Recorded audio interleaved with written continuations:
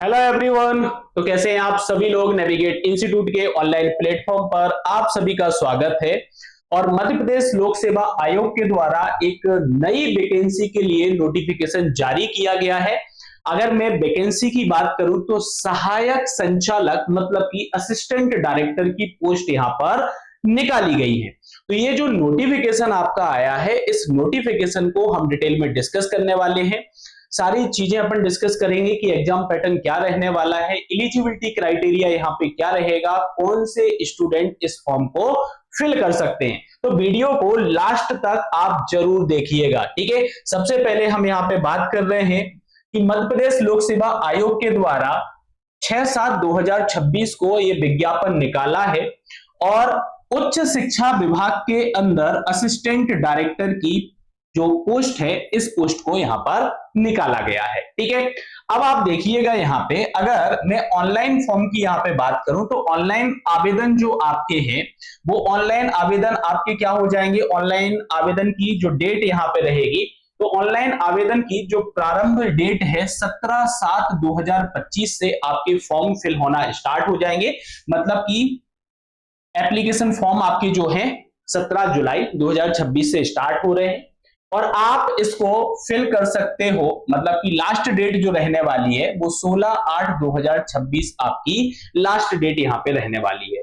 अगर किसी भी प्रकार की गलती आपसे हो जाती है फॉर्म को फिल करने में तो आप उसको करेक्ट भी कर सकते हो। उसकी जो प्रारंभ तिथि आपकी होगी वो 25/7/2026 से आपके फॉर्म फिल मतलब उसमें करेक्शन आप कर सकते हो। और कब तक कर सकते हो ये करेक्शन आप कर सकते हो 18/8/2026 तक, ठीक है। इसके बाद भी इन्होंने बोला है कि अगर आप फॉर्म फिल नहीं कर पाते हो तो आप, जैसे कि आपकी लास्ट डेट जो है, अगर फॉर्म फिल नहीं कर पाए तो भाई 3/9/2026 तक भी आप फॉर्म को फिल कर सकते हो, लेकिन लेट फीस आपकी 3000 यहाँ पे रहेगी।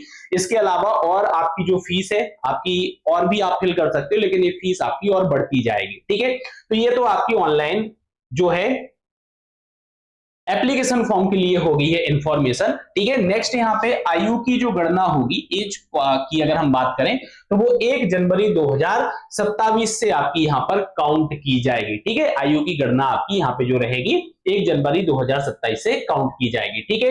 ये तो मैं आपको बता चुका हूं कि कब से आपका ये रहेगा। अब नेक्स्ट इंपोर्टेंट पॉइंट आपका यहाँ पे आता है कि एलिजिबिलिटी यहाँ पे क्या है, क्या मांगा गया है आपसे। शैक्षणिक जो अर्हताएं हैं या अनुभव जो है वो क्या आपसे यहाँ पे मांगा जा रहा है। अगर हम उसकी बात करें तो आप देखिएगा ये आपसे क्या मांगा जा रहा है। यहाँ पर आपसे मांगा जा रहा है कि किसी भी मान्यता प्राप्त विश्वविद्यालय से आपने क्या किया हो, आपने स्नातक की डिग्री को किया हो, ठीक है। स्नातक की डिग्री आपके पास होना चाहिए या फिर समकक्ष होना चाहिए। अब यहाँ पे ये नहीं है कि स्नातक आपका इंजीनियरिंग में होना चाहिए, ठीक है। आपके पास इतना स्नातक की डिग्री होनी चाहिए, डेट इज द कॉमन, ठीक है। इसके अलावा जो सेकंड आपसे मांगा गया है वो बोला इन्होंने कोष एवं लेखा संचालन द्वारा संचालित लेखा प्रशिक्षण उत्तीर्ण किया हुआ होना चाहिए आपके द्वारा, या फिर SAS में प्रथम भाग जो आपका रहेगा, परीक्षा जो रहती है आपकी, वो आपके द्वारा क्या की जानी चाहिए,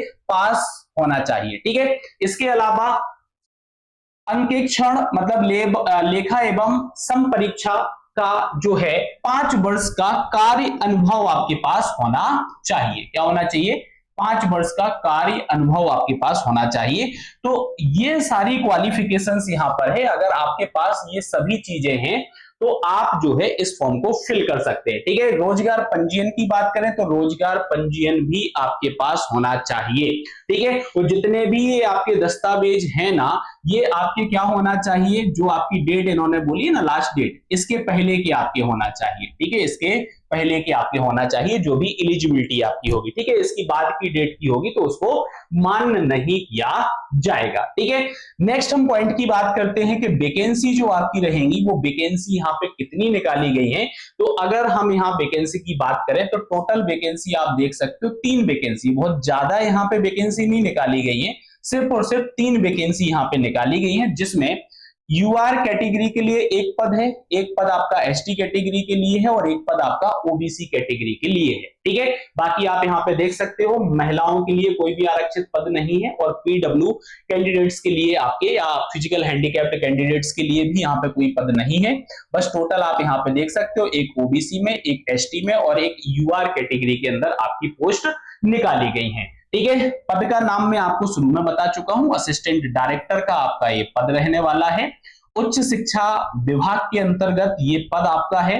राजपत्रित द्वितीय श्रेणी की कैटेगरी में आपका है। पद की स्थिति आपकी स्थायी यहां पर रहेगी और वेतनमान आप यहां पे देख सकते हो 15,600 से 39,100 प्लस 5400 आपका रहेगा। ठीक है, और नीचे आपके जो काम है वो काम बताए गए हैं कि आपका क्या यहाँ पे प्रशासकीय काम रहेंगे। ठीक है, तो ये आपकी वैकेंसी की यहाँ पे डिटेल हो गई है। ठीक है, शैक्षणिक अर्हताएं मैं आपको बता चुका हूं कि क्या क्या चीजें आपके पास होनी चाहिए। आगे हम बात करें तो अब आप यहाँ पे देखो सबसे इंपॉर्टेंट पॉइंट जो आता है वो आता है चयन प्रक्रिया, कि चयन आपका जो है वो किस तरीके से आपका चयन यहाँ पे होगा। तो ये ओवरऑल जो प्रोसेस आपकी रहने वाली है ये आपकी इंटरव्यू आधारित है, मतलब चयन जो आपका यहाँ पे किया जा रहा है वो आपका कैसे होने वाला है, वो आपका इंटरव्यू के बेसिस पर होने वाला है। ठीक है, अब इन्होंने क्या बोला है कि अगर पदों की संख्या की हम बात करें तो एक पद अगर है तो एक पद पर यह 12 उम्मीदवार बुला सकते हैं। ठीक है, एक पद पर कितने उम्मीदवार बुलाएंगे, 12 उम्मीदवार। 2 से 3 पदों के लिए 24 उम्मीदवारों को ये बुला सकते हैं। ठीक है, अगर 4 से 6 पद हैं तो आपको 36 उम्मीदवारों को यहां पे बुलाया जाएगा। अगर 7 से 9 पद हैं तो 48 उम्मीदवारों को बुलाया जाएगा। अगर 10 पद और ऊपर की बात करें तो 50 उम्मीदवारों को यहां पर बुलाया जाएगा। फिर इन्होंने क्या बोला, इन्होंने एक और चीज बोली है, इन्होंने एक चीज ये बोली है कि अगर एप्लीकेशन फॉर्म्स जो हैं अभ्यर्थियों की संख्या जो है वो संख्या मतलब जो फॉर्म है वो फॉर्म अगर 500 से अधिक हो जाते हैं, फॉर्म क्या हो जाते हैं, जो फॉर्म फिल होंगे यहाँ पे अगर वो 500 से अधिक हो जाते हैं तो फिर आपका एग्जाम यहां पर कंडक्ट कराया जाएगा। क्या कराया जाएगा, एग्जाम आपका यहां पर कंडक्ट होगा, इसकी सूचना वो आपको बता देंगे। ठीक है, तो अगर 500 से अधिक अभ्यर्थी होते हैं तो फिर आपका एग्जाम यहां पे कंडक्ट कराया जाएगा और 500 से कम रहते हैं तो फिर डायरेक्टली आपका चयन जो होगा वो इंटरव्यू के बेसिस पर यहां पे कराया जाएगा। अब इंटरव्यू की अगर हम बात करें तो इंटरव्यू की अगर बात करें तो 100 नंबर का आपका यहाँ पे इंटरव्यू होगा। कितने नंबर का होगा, 100 नंबर का आपका इंटरव्यू यहाँ पे होगा और यहाँ पे मिनिमम क्वालिफाइंग मार्क्स इन्होंने रखे हुए हैं। अगर आप यूआर कैटेगरी से आते हैं, किससे आते हैं, अनरिजर्व्ड कैटेगरी से आते हैं तो अनरिजर्व्ड कैटेगरी में 41 यहाँ पर मिनिमम क्राइटेरिया रखा हुआ है और रिजर्व्ड कैटेगरी से है तो 10% आपकी यहाँ पे छूट रहेगी। तो रिजर्व्ड कैटेगरी के अंदर आपका जो रहेगा वो मिनिमम क्वालिफाइंग मार्क्स जो रहेंगे वो 31 आपके यहाँ पर रहेंगे। ठीक है, तो ये आपका ओवरऑल जो नया नोटिफिकेशन आया उसके बारे में हमने बात की है। ठीक है, तो अगर आप एलिजिबल हैं तो आप इस फॉर्म को जो है फिल कर सकते हैं। 500 से कम अगर यहाँ पे कैंडिडेट रहते हैं तो आप डायरेक्ट इंटरव्यू बेसिस पर क्लास 2 की इस पोस्ट को ले सकते हैं। ठीक है, अधिक जानकारी के लिए डिस्क्रिप्शन में नंबर दिया गया है, आप कॉल करके इंफॉर्मेशन ले सकते हैं। Thank you.